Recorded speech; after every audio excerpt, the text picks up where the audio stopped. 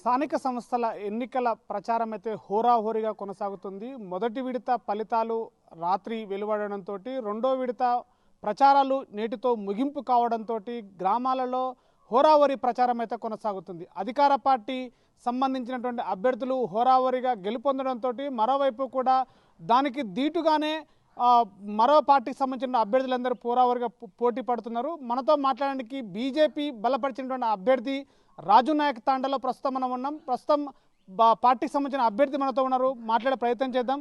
ఎట్లా ఉంది మీ ప్రచారము? మొదటి విడత ఫలితాలు వచ్చాయి, తర్వాత గ్రామాలలో హోరాహోరీ రాజకీయం రగులుకుంది, అంటే ఏం చెప్తారు? ఇప్పుడు ఈ మొదటి విడత ఫలితాల తర్వాత రెండో విడతలో కూడా మేము బీజేపీ పార్టీ బలపరిచిన అభ్యర్థులు చాలా మటుకు గెలుస్తారని చెప్పి ధీమా వ్యక్తం చేస్తున్నాము. ప్రధానంగా యువత రాజకీయాల్లోకి రావాలన్నది ఎంతైతే గట్టిగా నరేంద్ర మోడీ గారు ప్రతిపాదిస్తున్నారో అన్ని చోట్ల కూడా యువకులే నిల్చున్నారు. బీజేపీ పార్టీ నుంచి ఈ తాండా గ్రామ పంచాయతీ నుంచి కూడా నేను ఒక్కడే యువకుడిని నిలబడ్డాను. ముందు పాత నిలబడ్డ వాళ్ళంతా వేరే వాళ్ళు ఉన్నారు, వాళ్ళంతా కూడా సీనియర్లే. ఎంతేమైనా కానీ యువకులను ముందర రానియకుండా చేస్తున్నటువంటి వైరం కనిపిస్తుంది ఇక్కడ. అంటే మరోవైపు ఇక్కడ గ్రామాల్లో మీ ముందుకు ప్రజలు తెస్తున్నటువంటి సమస్యలు ఏమున్నాయి, వాటిని ఎట్లా మీరు తీర్చగలుగుతారు, ఏం చెప్తారు? ప్రధానంగా మా ఊర్లో వచ్చేసి నీటి సమస్య చాలా ఎక్కువగా ఉన్నది. ఇప్పుడు ఉన్న వాటర్ ట్యాంక్ ఏదైతే ఉన్నదో అది ఎవరికి కూడా సరిపోవట్లేదు. సో దీనికి సంబంధించి 90,000 లీటర్ల వాటర్ ట్యాంక్ అవసరం ఉన్నది. దానికి సంబంధించి రిప్రజెంటేషన్ కూడా ఆల్రెడీ మన పాలమూరు ఎంపీ డికే అర్ణమ్మ గారికి రిప్రజెంటేషన్ ఇవ్వడం జరిగింది. దాంతోపాటు ఇదే ఊరిలో తాగడానికి ఆరో వాటర్ ప్లాంట్ కూడా ఒకటి శాంక్షన్ చేయడం జరిగింది. దాంతోపాటు ఈ ఊర్లో ప్రధానంగా కొన్ని కూడల్లో రోడ్లు లేవు, ఇంకొన్ని కూడలలో స్ట్రీట్ లైట్స్ లేవు. స్ట్రీట్ లైట్స్ అంటే కంప్లీట్గా స్ట్రీట్ లైట్స్ అసలు కనీసం ఏ ఒక్క స్ట్రీట్ లైట్ కూడా లేదు. మీరు చూడొచ్చు అక్కడ అన్నీ ఏవి రౌండ్ బల్బ్స్ మాత్రమే ఉన్నాయి. అవి కాకుండా ఎలాంటి స్ట్రీట్ లైట్లు కూడా ఇక్కడ వెలగట్లేదు. మా గ్రామ పంచాయతీలో ముఖ్యంగా 120 స్తంభాలు ఉన్నాయి. 120 స్తంభాల్లో ఒక 10-20 మాత్రమే స్ట్రీట్ లైట్లు వెళ్తున్నాయి.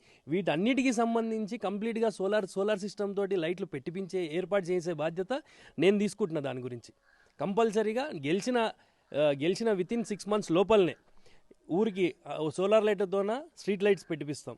కంపల్సరీగా వాటర్ ట్యాంక్ ఆల్రెడీ మనము ప్రపోజల్ పెట్టినాము, ఆల్మోస్ట్ అలా శాంక్షన్ కూడా ఉంది. మేడం దృష్టి నుంచి ఇరిగేషన్ మన మిషన్ భైరత వాళ్ళకు కూడా అది ఫార్వర్డ్ చేయడం జరిగింది. త్వరలో దానిపైన కూడా ఒక నిర్ణయం వస్తుంది. దానికి సంబంధించిన తర్వాత ఇంకా ప్రధానంగా మాకు మూడు గ్రామ పంచాయతీలు ఉన్నాయి. ఒక గ్రామ పంచాయతీకి 3 గ్రామాలు ఉన్నాయి అన్నమాట. 3 తాండాలు ఉన్నాయి, హ్యామ్లెట్స్ 2 ఉన్నాయి. ఆ 2 ఊర్లకి 40 సంవత్సరాల నుంచి రోడ్లు లేవు.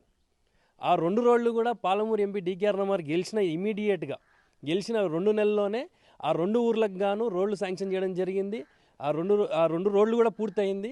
దాని ఇనాగ్రేషన్ కూడా జరిగింది మేడం ద్వారా. అంటే ప్రధానంగా రూలింగ్ పార్టీ ఏమో గవర్నమెంట్, వేరే పార్టీకి సంబంధించిన గవర్నమెంట్ ఉంది, మీరేమో జాతీయ పార్టీ స్థాయిలో మీరు అభ్యర్థులుగా ఇక్కడ ఉన్నటువంటి పార్టీతో సపోర్ట్ తోటి ఇక్కడ పోటీ చేస్తున్నారు. అట్లా గ్రామానికి అభివృద్ధి చేయడానికి నిధులు ఎక్కడి నుంచి తీసుకొస్తారు, ఏం చెప్తారు అభివృద్ధి వైపు? గ్రామ పంచాయతీకి ముఖ్యంగా వచ్చేదే కేంద్ర నిధులు. 70% వరకు అంతగా కంప్లీట్గా వచ్చేటివే కేంద్ర నిధులు. ప్రతి ఒక్క సీసీ రోడ్ ఏదైతే ఉందో ప్రతి ఒక్క సీసీ రోడ్ ఏది ఉందో ఇది ఎన్ఆర్ఈజీఎస్ స్కీమ్ కింద కంప్లీట్గా 100% సెంట్రల్ ఫండ్తోనే ఇది రిలీజ్ అవుతుంది. కంపల్సరీ ఈ రోడ్లన్నీ కూడా సెంట్రల్ ఫండ్తోనే జరుగుతున్నాయి. ఈ స్ట్రీట్ లైట్లు అనేది కూడా మన ప్రధానమంత్రి గారు పెట్టిన స్కీమ్లోంచే వస్తున్నాయి. సోలార్ లైట్లు, అది సోలార్ పైన సబ్సిడీ ఇస్తున్న సంగతి కూడా అందరికి తెలిసిన విషయమే. కాబట్టి దీనికి సంబంధించి రాష్ట్ర ప్రభుత్వం ఈ గ్రామ పంచాయతీలకు ఇచ్చేది ఏమీ లేదు. వాళ్ళు ఇచ్చేది వాళ్ళు ఇస్తారు, కానీ కంపల్సరీగా ఎక్కువ మోతాదులో కేంద్ర ప్రభుత్వం, బీజేపీ ప్రభుత్వం మాత్రమే ఇస్తుంది.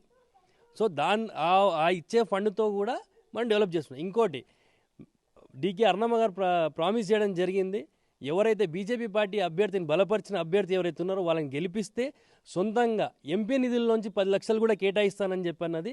ఆ 10 లక్షలతో కూడా ఈ గ్రామ అభివృద్ధికి తోడ్పాటు అవుతుందని చెప్పి నా నమ్మకం ఉంది. అంటే వచ్చినటువంటి స్థానిక ఎన్నికల ఫలితాలను దృష్టిలో పెట్టుకొని మీరు మీ గ్రామానికి, మీ ప్రజలకి ఏం చెప్పదలుచుకున్నారు? ఇప్పుడు వచ్చిన ఫలితాల గురించి మాట్లాడుకుంటే దానికి సంబంధించి ఇక కొన్ని దగ్గరలో డబ్బు ప్రభావం ఉంటుంది, కొన్ని దగ్గర ఇంకోటి ఏదో ప్రభావం ఉంటుంది. నేను అలాంటివి ఏవీ లేకుండా స్వచ్ఛందంగా నాకు ఓటు వేయండి, నేను గెలిచిన 6 నెలల్లోనే ఇవన్నీ పూర్తి చేస్తానని చెప్పి నా మేనిఫెస్టో కూడా నేను ప్రిపేర్ చేశాను. ఇదే నా మేనిఫెస్టో. దీని ప్రకారంగానే ప్రతి 6 నెలల్లో కంపల్సరీగా ఇవన్నీ నేను నెరవేరుస్తానని చెప్పి నేను హామీ ఇస్తున్నా. గ్రామ పంచాయతీ ఓటర్లందరికీ నేను విజ్ఞప్తి చేస్తున్నాను.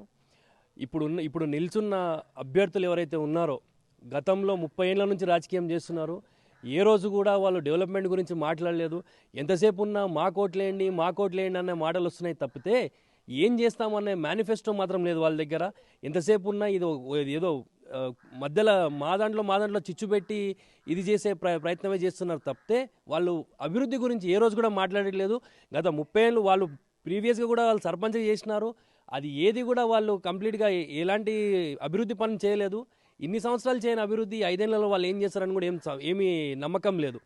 దాంతోపాటు తాండాలో ఉన్న ప్రతి ఒక్క సీసీ రోడ్డు, వైకుంఠధామము, స్ట్రీట్ లైట్లు, రేషన్ బియ్యం కానీ అన్నీ కూడా కేంద్ర ప్రభుత్వం నుంచి వస్తున్న నిధులతోనే ఈ తాండా ప్రజలకు అందరికీ, తాండా ఓటర్లందరికీ కూడా చేరుతున్నాయి. ప్రతి ఒక్కటి కూడా కేంద్ర ప్రభుత్వమే ఇస్తున్నది. కాబట్టి ఆలోచన చేసి యువకుడిని మీ ముందుకు వచ్చిన నేను అభివృద్ధి చేద్దామని చెప్పి వచ్చిన. కాబట్టి మీరందరూ నాకు తోడ్పాటు అయ్యి నాకు ఓటేసి గెలిపిస్తారని చెప్పి నేను విశ్వసిస్తున్నాను. నా గుర్తు ఉంగరం గుర్తు, సీరియల్ నెంబర్ 1లోనే ఉంటుంది. ఉంగరం గుర్తు 1వ నెంబర్ సీరియల్లోనే ఉంటుంది.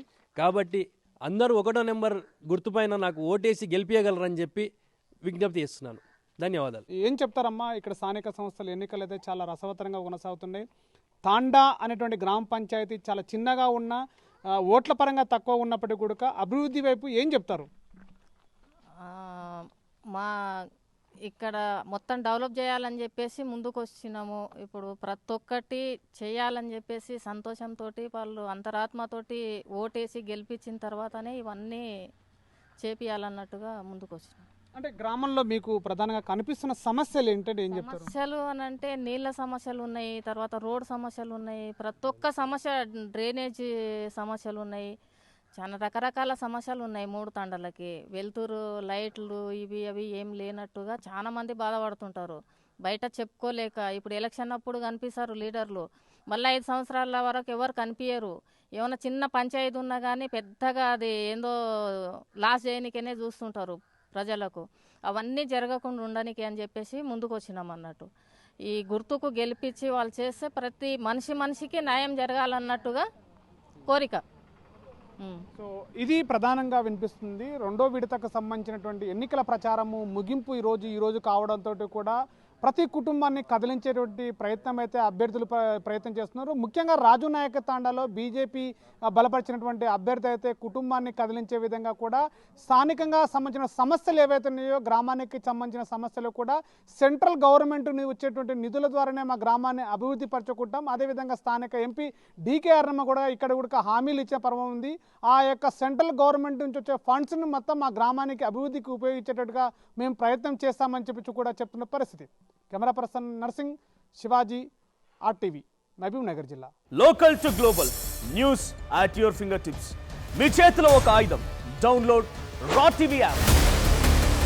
Media legend Ravi Prakash is back.